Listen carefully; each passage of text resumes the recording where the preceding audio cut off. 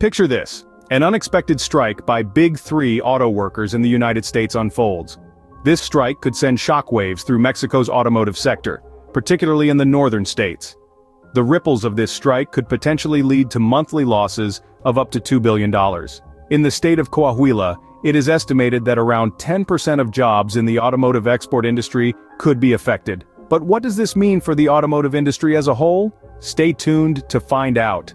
As the strike continues, the ripple effects begin to surface. The Mexican auto assembly plants are no strangers to disruptions. They've honed their skills in inventory management from past strikes and the pandemic. It's a delicate dance of precision and timing, all aimed at keeping the production line moving. Some companies, in an attempt to prevent a buildup of unused inventory, may resort to measures like sending employees on vacation or reducing work shifts. It's a tough call, but sometimes it's the only way to navigate through uncertain times. Yet, the strike's impact goes beyond just the auto assembly plants. The strike exposes the fragile nature of the automotive industry's just-in-time system. This system, which thrives on efficiency, can quickly become a liability during disruptions like a strike. When manufacturing grinds to a halt at U.S. plants, the entire supply chain freezes. The auto parts sector in Mexico, for instance, can take an estimated hit of $76 million in just the first week.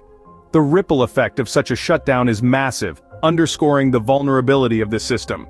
The strike's impact is not just confined to the U.S. and Mexico. The strike's repercussions echo across the globe. Picture this: a mere 10-day strike at Ford, GM, and Stellantis plants could result in a staggering $5 billion blow to the U.S. economy. Yet, the impact doesn't stop at the U.S. borders.